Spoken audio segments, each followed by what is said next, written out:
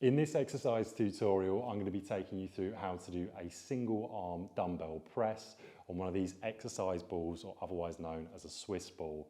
Now, because we're doing one arm, what we're going to do is do all of our repetitions on one side, switch over the dumbbell to the next side, and then that is our first set done. Now, if you've got a heavy dumbbell, rather than picking it up like so, what I want you to do is I want you to stand up with a nice straight back. Pick up the dumbbell, get your exercise ball in position, and then what I'm now going to do is I want my head and my upper back to be in contact with this exercise ball. So I start to walk my feet out away from me.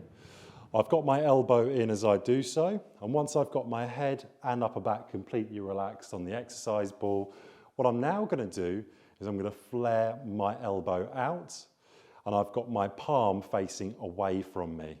Now notice here with my opposing hand, I've got it across my body. You can have it to the side. Doesn't matter where you put this hand that's not in contact with the dumbbell.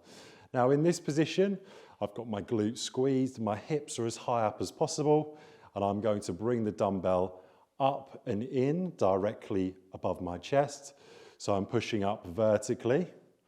And each time I do that, that's a repetition.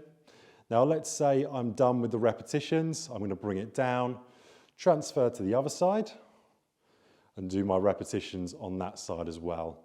I would recommend starting off with the weaker side first. Now let's say I'm done with all my repetitions. I'm then going to walk back, come into that upright position, and I'm done with my first set. So that's how to do a single arm chest press or dumbbell press on one of these exercise balls. You'd repeat that for your desired amount of sets and repetitions.